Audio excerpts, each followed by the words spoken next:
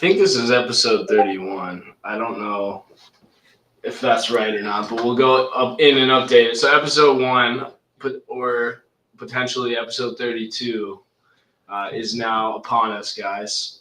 Welcome to the Ascended Podcast. It's Monday. Daylight savings hit last week, and I'm still adjusting because it's really dark out when we do this now. So it feels like it's like bedtime almost. I'm gonna have to start waking up earlier to go to the gym, like in the morning before the day starts, just so I have the energy. Because I have to go after this, and it's gonna be very unmotivating. That's why we got to get ourselves up for it. But Anthony's also joining us tonight. Say hi, Anthony. What's up, everybody? Anthony here. Still no tagline. Yeah, you just need like maybe I'll play a jingle when you. I'll just join the call. You need a catchphrase, I think. Chat, blow us up with some catchphrases for me. And yeah, we're back with episode 31. So tonight we're going to be talking about a little bit deeper level things. We've been talking a lot about our AI tool, Nova, that we're launching pretty soon, and it's going to be on the App Store. We're still working through a lot of bugs with that. Development work is not easy, guys. It is frustrating. You have to have patience. You have to not want to pull your hair out a lot, but it is rewarding when you get to see something being built. And Nova is getting better and better, I would say. Not necessarily every day because we've been hitting roadblocks, but every week we're seeing considerable progress. And we're going to talk about something I think is really important, not just for that, but for anything you guys might be working on right now. It's the invisible force that's kind of running 99% of your money-making decisions, your mindset. And we do a lot of this talk in various, sub portions of our episode, but I really want to focus on kind of that as a main topic today. So tonight, I don't know. I want to kick off the conversation, and I want this to be a conversation. Obviously, you guys can drop your comments in here and stuff like that, but what do you think are some of the subconscious traps out there keeping people our age in the money mist, I guess, or unable to get out? What are some of the things that they hear or are told to do with their money and their mindset around it that keeps them stuck? If you had to pick a couple big ones. Yeah, I'll just pick a couple that I've noticed are hard for me to explain to people therefore that means that they are programmed to think this way. Saving money for the future, number one. Like everybody, you get told, just put your money aside, save up for that car, save up for that house down payment, save up for whatever. And I know a ton of people, a lot of my friends and my parents included, that's how they still view money, is like something that if you can just put aside, every month and have it, like, oh, then you have this lump sum, and that's how you become rich, is by saving. Not correct. I'm sure we could talk more about that, but that's one.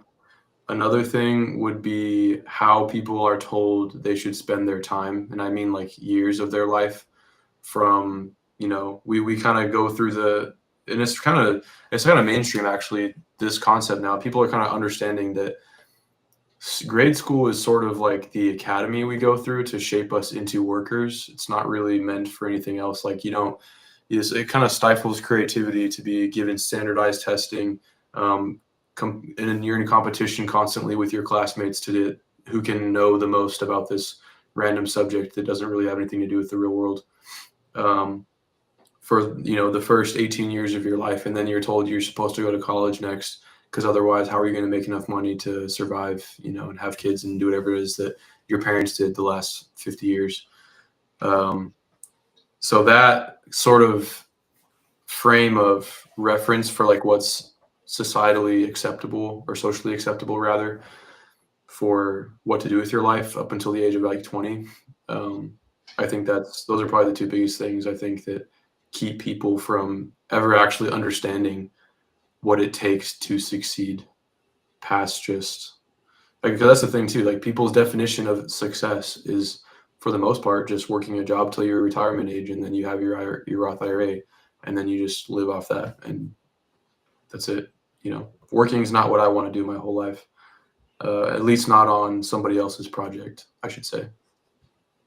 It sounds like the big theme there is kind of just trust, is what you're kind of saying, like to trust the system, and you feel like Yeah. it's harder Yeah. to trust the system in general. I mean, the news trending on Twitter and all that stuff right now is that they just came out. Trump wants to launch the 50-year mortgages, basically where if you took out a mortgage now, you'd be paying it until 2075, and you'd be saving about $200 a month from your mortgage to add 20 years to it.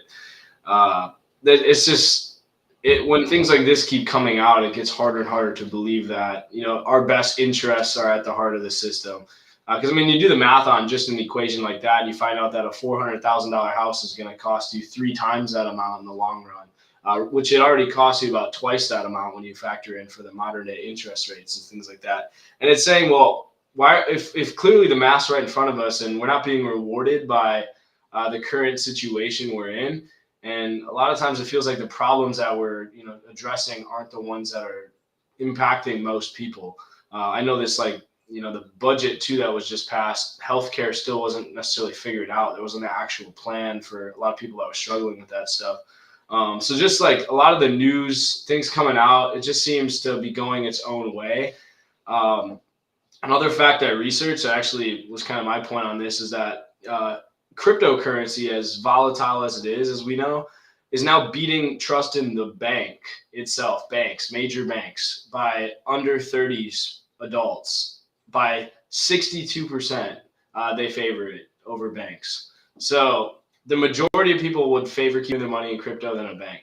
And that's from Gallup, which is probably the most credible source of information out there. And that's this year they did that statistic. It's not a fad. It's kind of a full trend change or major shift in the population from the same system that trained you to stay small, like Anthony said. So I think a lot of this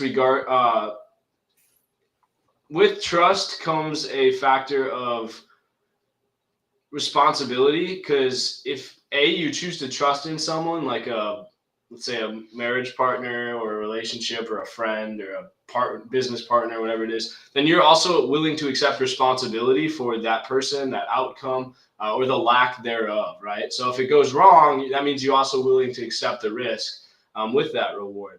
And so I feel like nowadays trust is wavering because a lot of people don't have the capacity to bear the bad result of it going wrong. So people are just going out and taking less risk or putting less trust in institutions in general, which honestly is a major economic shift. And that means that as a nation, as a society, we can't innovate, progress the way we're supposed to be, the way we've been leading the world for the last 100+ years. And how do you think, seeing adults do this, seeing your parents, like for people maybe in their teens or early 20s do this, how do you think that's impacting this next generation? When your parents have to make this shift into holding on to what I have instead of, putting my money into the market and things like that. How do I think people saving money instead of using it in the market, that's what you're saying, affects the next generation? How do you think the shift in trust in institutions among adults that have children is impacting the next generation? Well, that inherently means that their children are going to take on that same viewpoint. I don't really know specifics. I think broad scale, it's going to kind of cause the next generation to call for a different solution than what we were raised up with and that what our parents have done and used their whole life, which inherently is going to be another massive change in the lives of our parents, people that are in that generation or age range, to have to kind of adapt to, which doesn't take well for a lot of reasons. Like you look at advancements in technology, like people that are older still don't even really know how to use or integrate with that. And like it's kind of gets to phases where maybe they bought an iPhone, maybe they use the internet, but like AI, like they probably know nothing about that because it's just not, they're nearing the end of their life and these new things are coming out. It's like they don't have the capacity almost that with it being raised upon these things would otherwise help you to have to use them and integrate in them in your life. So I think it's, I don't know specifically what that's going to equate to, but I do know it's going to call for some sort of solution to come out, or series of solutions, or maybe hopefully it's not just one centralized solution, because that's what we have right now. Hopefully, people kind of, and maybe this current generation that's forced to losing their trust actively, is enough for the generation after them to sort of figure out solutions on their own, and then they kind of be shared amongst the people and spread out instead of just one centralized system. Interesting. So what is that? What is the result of that then, as this simple output? People start creating and living for themselves again, instead of relying on every platform, every food service, every manufacturer to do everything for them. I mean, if we, because it starts with financial institutions, but financial institutions are tied to everything else. Because if people are trusting the institutions to make them more money in the back end, or at least to keep their money safe. But if it's not safe, then they got to find somewhere else to put it. Some other things to buy, I guess. I don't know. I think I'm getting lost in my own response. Yeah, you kind of lost me at the end there too, man. I understood the first part of what you were saying. The thing that we're both touching on for you guys listening is just scarcity. And the thing the plan for this podcast tonight, I wanted to expose the three, in my opinion, biggest subconscious traps that are keeping most of you guys broke. And I wanted to show you kind of the playbook around that. The first one that I had written down, and Anthony probably didn't know I had, was scarcity. And that's why we've kind of naturally just went that way with the conversation already. It's kind of makes sense, because it's the biggest thing people think about. When you're scared money don't make money. So if you don't even have the money to keep the bills paid or to keep the lights on, or you're losing money in the markets, which has been happening a lot recently, with the recent few months we've had, you're not in the position to then put excess out, right? We don't give from a position of scarcity. We give from a position of abundance. We also don't invest from a position of scarcity. We do it out of having some extra money to begin with. And so now, right, the buying opportunity, like Anthony you were talking the other day, for like Bitcoin is great, but a lot of us already have our money in this stuff because we were expecting it to be great from the start, and it didn't go that way. And so you can't keep buying the dip, right, when you run out of funds. And if it keeps dipping, that's technically more opportunity, but you can't take advantage of that when you've already taken enough risk and it feels scarier to go deeper, and B, when you run out of money to begin with. And it seems like in this economy, both of those things are happening to people. Your brain evolved in caves, like cavemen, right?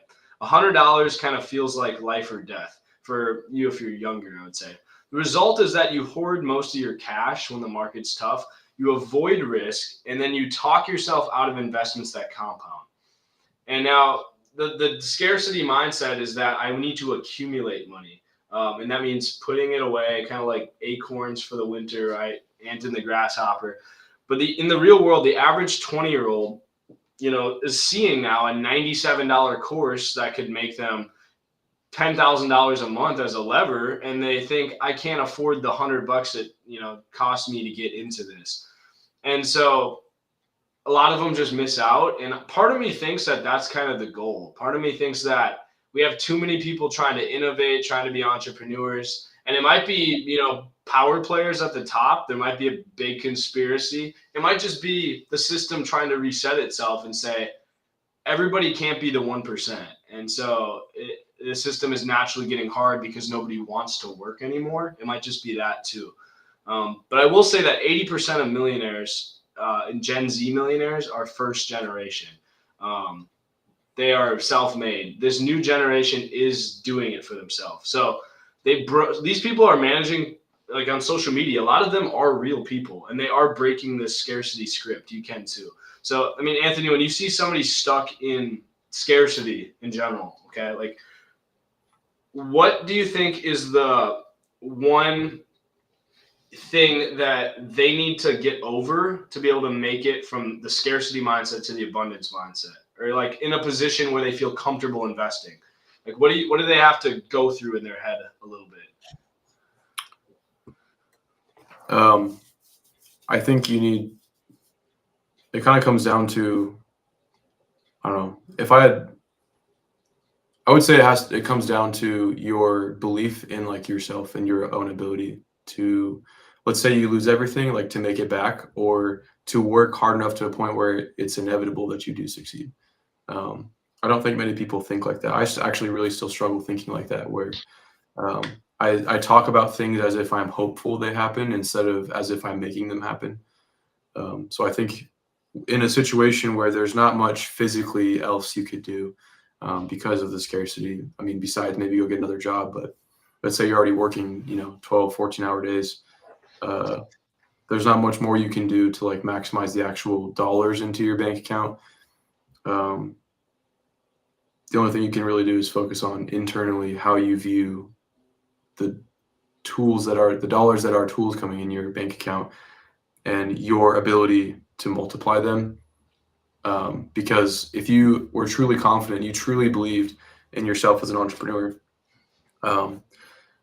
as Caleb and I, are kind of experiencing throughout this process of developing Altura, like you'd be okay making that risk for time or money, because you had the full confidence that it was going to pay off.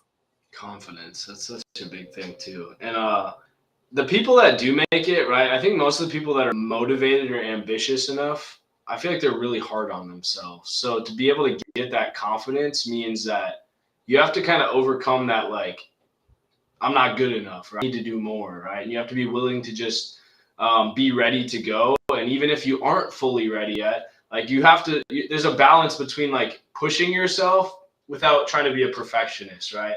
And I think nowadays everyone's told that like there's no room for failure. Like everything's so hard, you don't want to be a burden on anybody else. And everyone has this kind of like, what do they call it? Type A type thing, right? Where you need to have it done perfectly before anything's ever ready to go. And that's another factor I think coming into.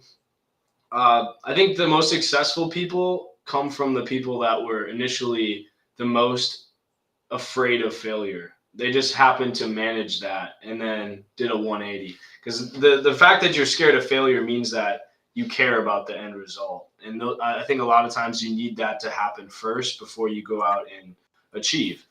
Do you think that I'll start when I'm ready kind of saying comes out a lot in people? And do you think that plays into it a lot? Yeah. You could switch that word ready for anything at this point. Like I'll start when I'm not tired. I'll start when I have more time. Ready would just be an umbrella term, but I think everybody kind of thinks that way. Whether or not you actively understand that that's what you're doing, like everybody kind of says that. Like, let's say for working out, like I'll do it when I feel energized. I'll do it when I've slept well. You could apply it to anything, but I do 100% think that that's something you're going to have to overcome in order to break the change we're talking about. Yeah, and this is actually a perfect lay into point number 2. Point number 1, again, if you guys missed it, was scarcity. Like not thinking there's enough money to go around, not thinking there's enough opportunity to go around, so you're scared to take risk, and the market and macro conditions, especially today, are not making that easy enough. That is probably the biggest trap. But what Anthony and I have been just talking about now is kind of pushing you to the second point, which I think is procrastination is used as a safety net. I think that's the second big factor trapping people in nowadays. They procrastinate because they know failures in abundance now because it's so hard to succeed in so many types of investments. They see the market crashing, they see crypto crashing, all this stuff. They don't want to be a failure, especially when there's enough going out already. So they just avoid risk. And I think these can kind of go hand in hand with each other, as I just explained. But readiness has always just been a myth. It's just when you say you're not ready, I want you to know that is fear in disguise. You don't want to admit to yourself that you're scared, so you're saying I'm not ready. And that's another word of repackaging that so you can actually ingest it. But if you told yourself, I'll start when I'm not afraid, that wouldn't make sense, right? Because you're always in some way, if you're doing anything substantial, you're going to be afraid. So if you know that there's no end point where you're not going to feel a little bit of a gut check or a little bit of fear doing something meaningful, then why are you waiting now? You see that? Yeah. Like logic flaw? So the behavior then, as a result of that, is you plan for weeks and you execute for days out of that week, and then you pivot, right? And you get 90% of the satisfaction of calling yourself an entrepreneur by showing the progress of you planning everything out. And then when you're in the trenches, DMing people and actually launching it, that might last a week and then you're done. But you love the idea of setting up the LLC and saying you're in this business and all that stuff. But when it's time to execute, and you hit your first wall, you're like, okay, this business doesn't make sense anymore. But in reality, the whole time, if you would have just spent that executing, you would have overcame that flaw. And I think that cycle is repeated for me many times until I had to get over it. But that might be for me my personal bigger fear or bigger trap than the first one. But you need a plan to get out of that mindset flip. Anthony, somebody, and I'm sure this happens in fitness a lot too, but what do you think has been like the fastest or maybe most substantial kind of mindset flip you've seen before in someone who went from like, I'll do it later to let's get after it? Like, have you ever seen a good example of that happening for yourself or someone else? Or... Yeah. Yeah, you said you think it might play well into fitness as well. So I'll just kind of use my example for my own personal journey. But fitness for me went from like a thing that I didn't quite understand or was kind of putting off because I didn't want to take the time to go do the thing or wake up early or do anything inconvenient to get it done, to the thing that I can't live without doing now. Like, I don't feel normal. I feel off. My day doesn't revolve around, when I go to the gym, but that's like the one thing I am sure to plan every single day. When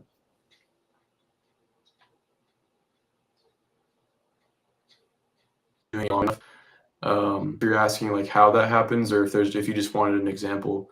But for me, talk about that. Why? What are the biggest factors that help you get over that and help you say, this should be pretty? I'm kind of giving you an alley-oop because I think there's a really good answer to this, but I'm also curious to what you have to say. But what do you think someone needs to say, I don't know if I'll be able to do this, to I'm ready to go? What resources, what things would they need in their environment?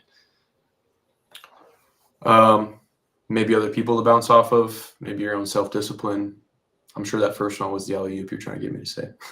Yeah, I mean, you like being part of a team that wants to get shit done is going to make you want to get shit done. Look at the Navy SEALs. Like, if it was just one, if they were lone operatives, would they be anywhere as scary as a unit, right? Because no, you don't get through the shit unless you have brothers and sisters on your team that are doing the same thing. We both learned that just doing basic training, right? And that's stuck with us, I think, this whole way. And so you need a coach too. That's why you pay coaches. And AI is great. And that's honestly what we've been building with Nova too. But you also need the people, which is what Altura stands for. Nova's, we've been working on very important ways to point out the details. But at the end of the day, you need people to motivate you and get you to execute on it. And so when you combine that with our space that we've created, it kind of puts the biggest two fixes together. Half the time, I think a lot of people don't necessarily, I think there's a lot of people that are comfortable by themselves. They're introverts. Maybe they don't have to have that factor, but they still need to know what to do. Like, and a lot of times being around people who are doing the same thing, right? Like, I go to the boxing gym. I don't know how to, throw a 3-punch combo, but there's people right next to me on boxing bags that do that like as part of their warm up. So they give you the plan. And that's also motivating me because I see that these people know how to do it too. That's like the human psychology factor that most of us don't realize. You can't just go lone wolf this. Even if you do, you got to know the routine from someone else. You can figure it out yourself, but why would you ever do that if your goal is making as much money as possible and you know that there's cheat codes or tutorials to get there quicker? That doesn't make sense. So Nova, our AI, it talks to you guys daily. Naturally in the background, it learns for me my 5 biggest flaws or areas I need to improve in. And then it calls me out and we'll talk about those. And I say, I learned I overplan, right? And I under execute. And then Nova helps me figure out exactly what areas we should be executing. Recommends tasks for me to put in my calendar. and then helps you, book sales and things like that because it's focused on execution. Most of the time, what I call it is just a handhold factor. Like you need somebody to hold your hand to get through a lot of stuff. I know your wife has that like cooking channel, right? Did she ever have to like ask you for some advice on that, with video contenting, or did they ever give her some advice on pushing videos out, or vice versa? Did she ever give you advice on like your fitness account or videos? I think I cut out for like the last like 30 seconds of what you just said for me. Did you? I said the handhold factor is a huge part of that. Like having somebody that is literally, think of rock climbing, right? It's just on the next rock up and is reaching out to you. They don't have to be, they're not honestly a help like Iman Gadji. And I say this a lot. I kind of criticize him because he's standing at the top of the mountain, like throwing a 5-foot rope, being like, okay, come on. It's kind of up to you. But you kind of need somebody that's one rock over, that's saying, hey, it's doable. It's realistically achievable, because I'm not all the way at the top saying, you need to be here. I'm just 1 or 2 steps ahead, helping you get, over a really important milestone. Because again, somebody like Iman Gadji is not going to know, where that one crack is halfway up the mountain. Because for him, it was so far ago that it doesn't even seem relevant to him. But the guy that just got on the other side of that knows how to cross that specific gap. And that's why you pay for coaching and resources like that. So I said to you, is there ever a time where, you and your wife, I know you both have kind of your own social accounts that you post on. Do you ever help each other with like content and figuring out, little tricks to make and post videos or feedback on that stuff? Yeah, absolutely. You should see our DM feed. I mean, it's just constantly filled with like people's advice that are even further steps ahead of her and I, that are saying like things that are trending, how to use certain, aspects that are of, I don't know, editing softwares to make a better quality video. And it started out mostly with like me. I'm good at like doing the thing in the video. I was never that good at figuring out a way to make it presentable. So in the beginning, when she didn't even have her account, she would kind of have feedback for me and criticisms to better construct better quality content that looked more presentable. And then once she started doing her thing too, like I had learned a ton of, tips and tricks about how just the algorithm in general works. And so I was able to help her kind of figure out and be like, yo, this is way too long of a post. Nobody's watching more than like 5 seconds of this.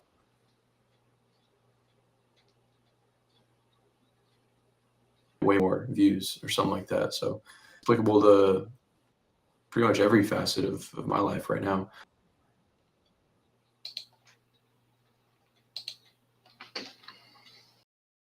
What we do, about 10 times harder. I don't know what's going on. No, you're good. Work out 10 times harder when I have my boys to work out with. It's we're humans since we've been incepted, like done everything better when it's with a group of people. It's like the analogy, you and I talk about this sometimes too, where like 2 horses does more work combined than if you just added the work of a single horse, times 2. It's just the way it works. Like that's just undoubtable, undeniable. Yeah, because it's just like there's technically an equal and opposite reaction, right? But at the end of the day, like most of the time it's just that you were never really fully activated. So it seems like there's this magic formula where 2, I forgot what it was. It was like, Clydesdales or whatever, could pull like 10,000 a piece, but could pull 30,000, when together, but it's something like that. But at the end of the day, they just weren't activated. Like they could have done that from the start, but you're not usually in an environment where you feel motivated to get there, right? And so you become the sum of the people around you, as they say. And I think that this leads us perfectly, actually, into, I just looked at my notes. This is perfectly trap 3. Is the identity kind of lock because of that. I just held a bottle on the screen while you were talking. Do you remember what kind of bottle it was? Coke Zero, empty. Cool. What about, do you know what color my watch face is? I think it's blue just from how much I've interacted with you. Okay, so you were paying attention to the details, but you had to observe them first. And then you had to think about it, right? Because it wasn't fresh in your mind. But right. now you're looking out for those deeds. You're like, what is he going to ask me next? What other stuff did I miss out on? Because now you're paying attention to it. It's like if I said, tell me everything in your immediate room that's like red, right? Or some shade of like red, orange, or whatever. You could probably pick out a few things in your room that have that tint to it. I hear this saying, I'm just not a money person. I'm not an investing person. That's a self-fulfilling prophecy, you guys. Your brain is then going to filter for what is red, what fits that category to prove it right. Because our brain is wired to help us process reality. And it's processing the reality that your brain first senses. It's either confirming or it's denying its existence, right? That's how it works on a behavioral psychology level. If I think the world is aggressive and there's predators in my area, my brain highlights on, and then my body stays on until it has proof otherwise to say no. But most of the time it's going to find some evidence of that because it doesn't want my brain to think that it's going delusional. So your brain's going to filter what's in your environment to say, are you not a money person? If that's what you're telling yourself, which is why self-talk is like 90% of this, because it's like setting your ship one direction versus the other. It's very good likely your ship starts sailing in a direction once it's already pointed that way, even if the tide's going a different way, because that was 90% of the work, was orienting yourself toward where you're going. All right. So we do this with the AI tool too. And I'm not trying to make this a sales pitch. I just really encourage you guys check it out. It mirrors your kind of language, right? It points out those patterns of, you're saying I can't afford it 7 times a week, right?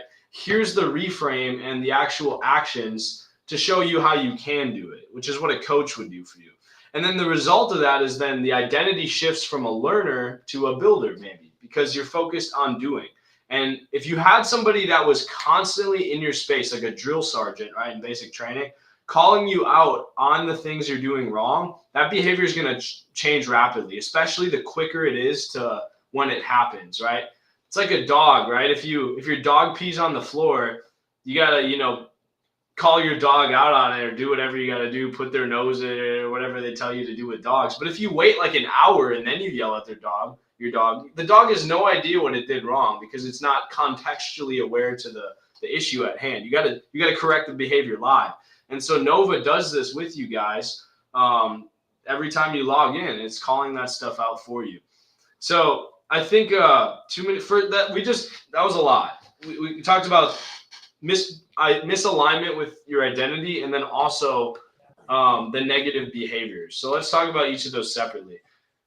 For somebody locked in, right, as I'm not a money person, what do you think is one shift that would crack open that mindset based on either what I was talking about or maybe what you've seen before? Maybe I'm not a fitness person. You can replace that with whatever you want. Yeah, I think you just need to reframe the way you say that. You could, instead of just definitizing yourself as not a money person or not a fitness person, you could just say, maybe you could just say to yourself, maybe it's not my favorite thing to go work out, or maybe it's not my favorite thing to go work at whatever is bringing me more money, but I'm capable of doing so. Like you don't have to constantly tell yourself, that this thing that you are just it's kind of like an excuse is what it sounds like to me when you first said that. But I think just changing the way you talk about certain things to yourself is, for me, like what it makes it far easier for me to crack open, as you said, metaphorically, that understanding and to be able to take those first steps towards making the change you want to see. Yeah. The thing that just shot into my mind too is how important your environment is. And I just thought of, the thing they always say, don't think of a pink elephant. Like, what is your brain thinking about right now? It's probably thinking something related to that, right? So your brain can't help but process information. It's just doing its job. If you're yelling at your brain for sponging up what's in your environment, then you're criticizing your ability to learn and to survive, honestly, because that's what's kept us alive and in control of our surroundings. If you're at work, if you're at school, whatever it is, and your friends, your coworkers are in the same environment saying, yeah, I'm just so stressed about these bills, or I don't have time to do anything else, or I'm so tired, your brain's still hearing the pink elephant, and you can say, I'm going to not focus on that. But if you're putting yourself in environments where you're going out and drinking, hanging out with people that are just saying this stuff all the time, criticizing your ability, maybe, passive aggressively making comments that, why are you doing all this business stuff? That's not who you are. You're still absorbing that, and it's making in the back of your mind the material, the case study, like it's preparing for court. So when you go say, am I an entrepreneur or not? You have this gut feeling of all this background information that's been processed on why you aren't. And that's all it needs. It just needs a sliver of evidence to, deny your case to say you are. And it gets exponentially harder the more you surround yourself with people that put you back into those situations. So I think half of it too is just putting yourself in a position to recognize the behavior and then away from the people that are making it worse. Nova does that for you guys naturally by helping you recognize it. Whether or not you choose to fix your surroundings, could also be figured out by talking to Nova, but it's on you. Like you should know that these things don't just happen without a reason. Your anxiety is because you're not doing what you're meant to be doing and you feel wrong about it. And if you've put yourself in a better environment where you were actually working on something you thought was purposeful, I guarantee you wouldn't feel all the anxiety or stress that you are right now because you'd feel like you're on the right path. And so you have to be able to agree with who you say you are, even when all the evidence says otherwise. And that's the second part too. It's like, so what do you think I already know the answer. I think most people do. So I'm not going to ask it this way because I was going to say, why do you think most people, can't commit to their new identity? It's because you don't have the proof. But I guess what I'm trying to ask is, what would you say to somebody that's left their high school immature, whatever it is, mindset behind this, trying to step into this new identity and is trying to distance themselves from people that they know are bad, trying to distance themselves from bad comments that they absorb and negativity in general, but they haven't gotten to this endpoint yet? What would you tell them on this journey if they feel like it's kind of hopeless or they're not there yet? Yeah. I think a lot of those feelings of maybe that it might be hopeless or that they just haven't achieved enough yet is because they still listen to the opinions of those that don't actually matter.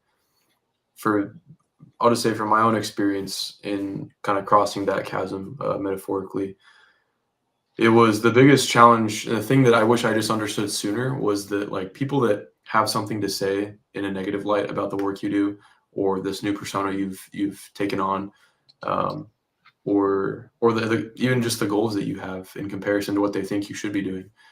None of those people, like once you're an adult, like it's kind of just you and like whatever it is you want to actually have happen in this world that matters. And the opinions of, even to a certain degree, like the opinions of your parents, like if you really want to achieve something and your parents are the ones telling you it's not possible, I'm sure they only say that because they have your best interests in heart, and in their mind, they're falling for the same trap that you are, where it's like there's no proof that you are this person or can achieve it. You kind of just have to learn to shut that out. You have to learn to understand that no one in this world cares about you more than they care about themselves, except for maybe like your parents.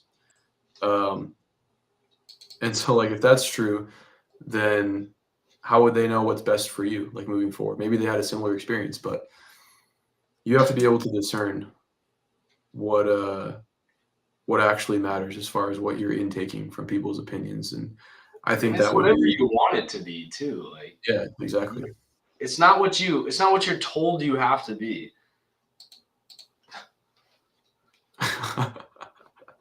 Should have shown the cat. I feel like it's important that we talk about this because this is a meme and I think most people don't understand it properly. Yeah. What do you think out of this meme that's going around? Do you think most people are not getting on the surface level? Because I think there's a lot more going on than people don't process with this, especially with the cat. There is, Familiar with the cat. there's a ton more that go. Yeah, that's what I was just saying. I think people love. I send these memes to Caleb all the time. It's kind of funny you pulled that up, but I think the incorrect but core belief about when they see these memes is that like it's destined already to end in a certain way. So, just don't even waste your time. But that's actually not what like the purpose of this character in the movie is supposed to represent. It's more like everything has a definitive timeline. I know they say that all roads lead to Rome or whatever. That's like the associated tagline with this meme. What people don't understand also figuratively is that also means you could be starting in Rome and leave somewhere else because the roads are connected. I'm sure you have a better explanation as to like how the cat plays into that as well. But I think you sent me a meme about this earlier. I did my own research on this because I'll show you the other side of this in a second. But just to talk about the rabbit, everything I would actually recommend rewatching, especially for this episode. Rewatch Alice, or just watch it if you haven't yet, because it's a really important story, especially the work itself, the literature, because it's 100+ years old and it still represents exactly what's going on, especially for people in our generation. I think that's why it's socially trending, because people are realizing how accurate it is. The rabbit represents, let's talk about the way he's dressed. He's wearing a suit. He's got a nice blazer on, things like that, representing your ability and the urge to need to fit in and look your best for society. It's societal expectations holding themselves out on you. It's pointing to a watch constantly. It's obsessed with time, always in a hurry to be somewhere. That is society keeping you to its framework and its standards of not being late to meetings, always being on your best behavior, doing this. And it's anxious, right? It has this anxious rabbit-like energy and appearance because it is you feeling like you always have to be somewhere else than where you are now. Think about that. On the other side of this, you have a different character. You have the Cheshire Cat. And the goal of this cat is it's floating in and out of space. It's never in one spot because it doesn't measure itself in terms of I'm on time or I'm late. I'm either in society's expectations or I'm not. The cat measures itself as I'm here or I'm not here. I'm present or I'm not present, right? It appears or disappears. And so it reminds people that you need to be present in your situation with who you are, and more importantly, where you're at with your own success, or not be. Like, it's not a measure of how fast you're getting things done, how on time, how excellent you are compared to everybody else, compared to society's expectations of where you need to be, what Instagram says you have to do. It's how focused are you on your own tasks right now? Because the only people that win, ironically, are the people that don't give a shit about the time. They care about either being present with what they're trying to solve or do, or they're not entirely. And that is my breakdown of it, very simply. But you need to understand that you're judging yourselves a lot of times by the wrong standards. And actually, every single character in that story represents something, right? You see, like, the Queen of Hearts, right? That is the inner oppressed, anger and frustration being taken out on other people, right? And then you have the soldiers or whatever, the playing cards or whatever. Those are the people in society that maybe just fit in, do their job, get paid, go along with everything. And they turn into the Mad Hatter, which is another character, right? That represents somebody that plays along so well with the system, lives inside of this like fake society, this matrix that we talk about all the time. And they go crazy muttering just nonsense because all they hear is spreadsheets and briefings and business meetings and things like this. And they can't actually focus on anything they ever think is important. I want you guys to be tracking those things and understand why this meme is so popular. So the next time you see it, don't just say like, oh, it's like funny because, old habits repeat. I want you to know that it's because you either choose to accept society's version of you, or you craft your own damn version and you force society to say, I'm here or I'm not. That was a great explanation. I love that last sentence you just said. Couldn't top that. At the end of the day, let me say one more 30-second thing too, is that everything is made up. Like, your job is just something you as a human being do for the day to kill time in the 24 hours a day. You could find food on a tree. You could find it whatever. We just, say we got to keep busy doing something. you get paid money. That doesn't exist. It's just a concept somebody made up with. You wear clothes that somebody just designed. You don't have to wear the same clothes. There's nobody telling you have to wear this or that, unless you agree that somebody has to tell you that by taking a job that somebody else came up with. Nothing really ever existed without somebody just having an idea and saying this is how it's going to be, and nobody challenging that. Your whole goal to live a life that you choose as yours is to live based on the decisions you have.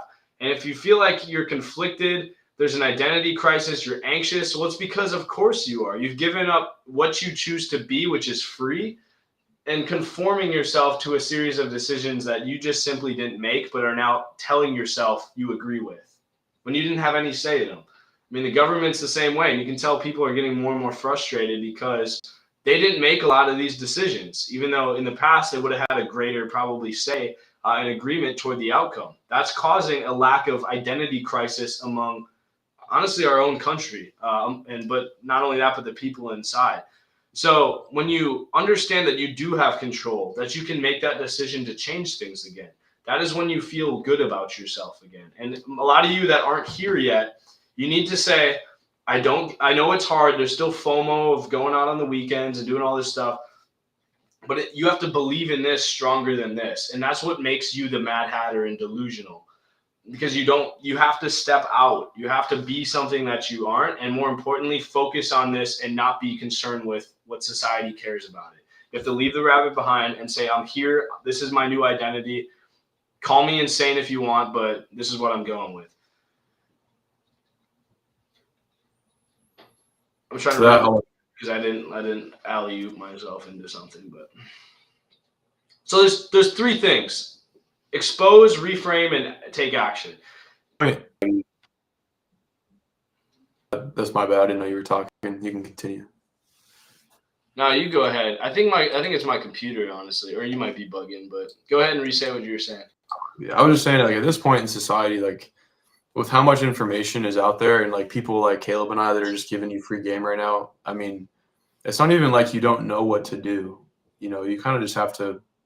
It's not even a matter of planning anymore. We talked about earlier in the podcast. That's what most people are spending. Most entrepreneurs, self-acclaimed, are spending their time doing.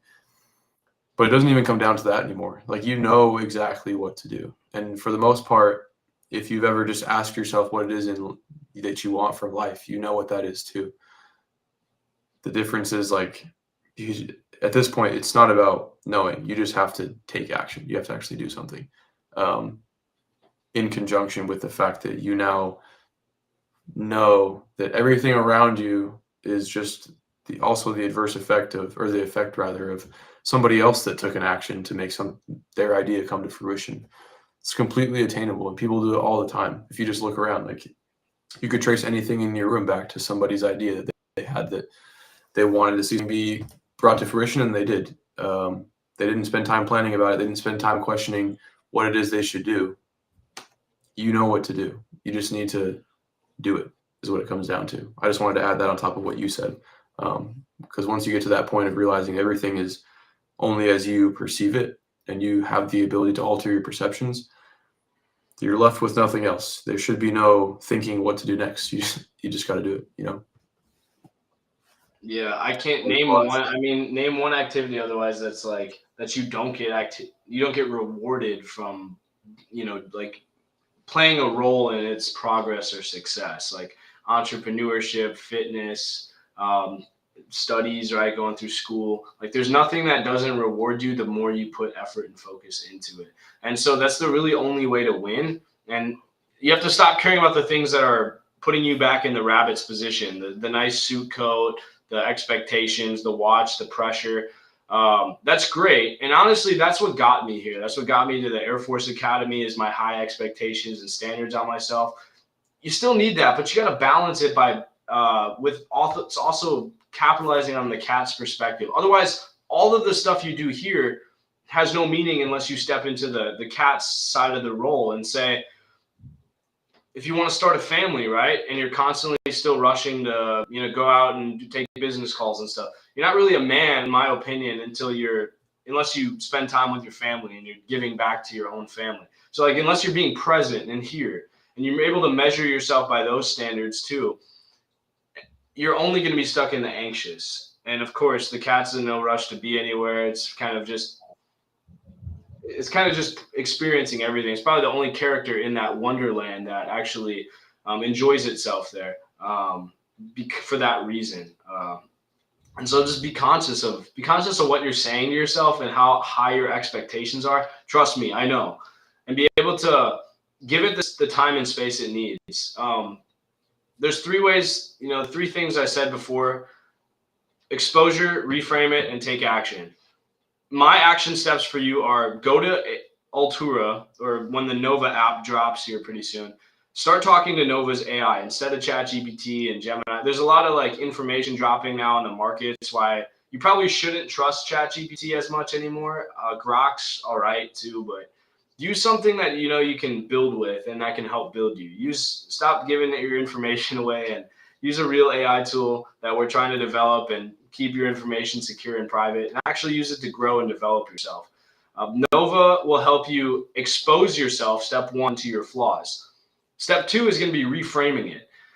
It's going to tell you exactly what tasks or what outcomes you need to focus on as if it were a mentor. And it's the same framework I'll use too. My light just died back there.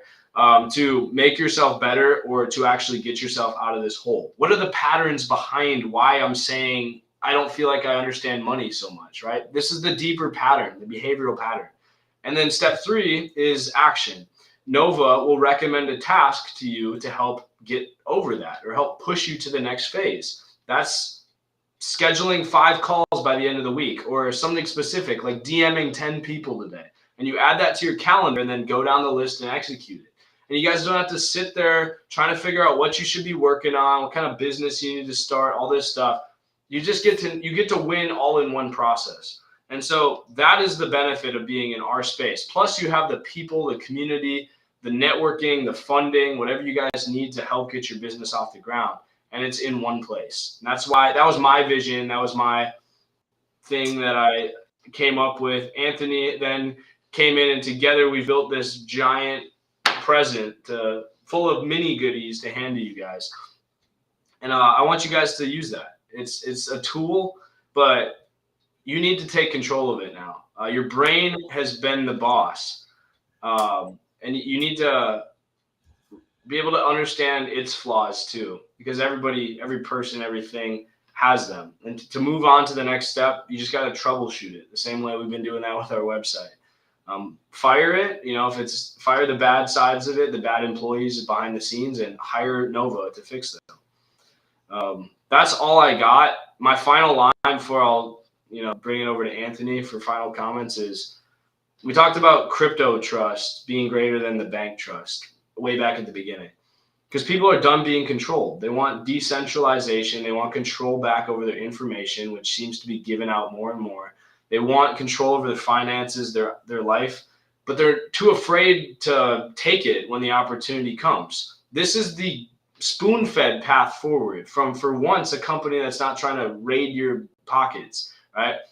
We are charging you money, but that's actually safer than saying it's free like ChatGPT, where you become the product and your data gets sold to advertisers or systems that use you to sell you products that they know they can manipulate you into buying. We charge you a straight fee. We protect your stuff. We help you grow, and we work together. Get an NFT too. It's lifetime access into our brother sisterhood mentorship, and where we'll get to meet with you in the real world and truly start to ascend. Anthony, what you got? Man, it's I just want to hit on something that you said earlier, which is when you were talking about the difference between somebody like the giants of the industry, like Iman, and the guy next to you that you may or may not know is actually going through the same struggle, the same battle that you are. It just might be, a step or two ahead.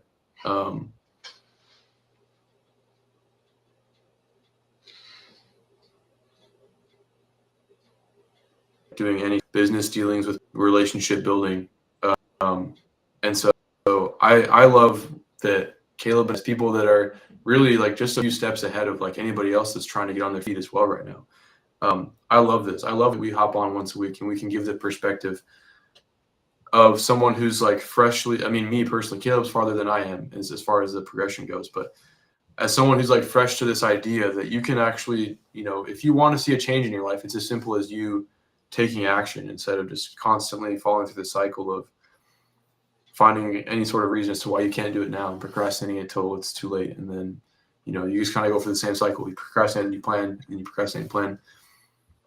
That's all a side note, but I just, in the spirit of transparency, like it's truly just a couple of people, Caleb and I, that are also working to develop or building something that's, in the future going to be, whether you're a part of it or not, making its name and space in $1 billion industry that already exists and is only growing and is getting bigger. And it's possible for you to join too.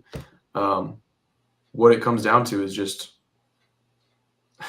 like, are you willing to take action when it's presented to you? And it's not coming, all I'm trying to say is this is not coming from a position of like a high pedestal or a position of, I've never seen this before, but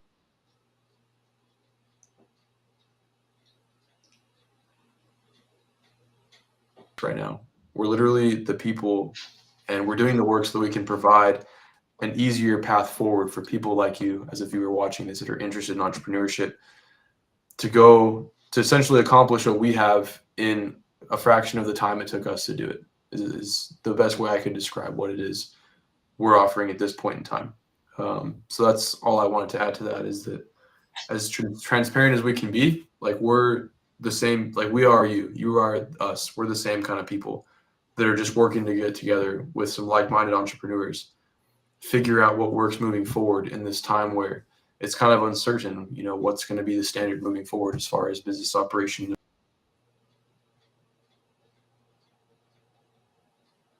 and the systems that we've had for however. And you can solidify your spot for a lifetime through NFT ownership, or through monthly access if that's what you prefer. But it exists, it's out there, and we're handing it to you right now. So that's all I wanted to say about that. Awesome. All right, guys, we'll see you on the inside. Access is free if you just want to dip your toe in and try it out. But again, you only really make it happen by going full dive in and exploring and taking the benefit on from the start and accepting the challenge of, I put $20 in this. It's got to pay off. So let's work and make it happen. Those micro commitments, reinforce your identity as much as it does just give you access to stuff. So we'll see you on the inside. I'll be there to answer questions. You can book a call with us and get your personal questions answered. We'll get on the phone with you if you have any concerns about what our community is doing and you want to just get clarity on that stuff.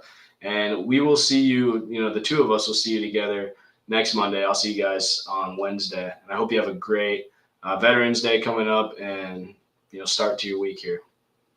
As always, I'm rooting for you. Take care. I'll take care.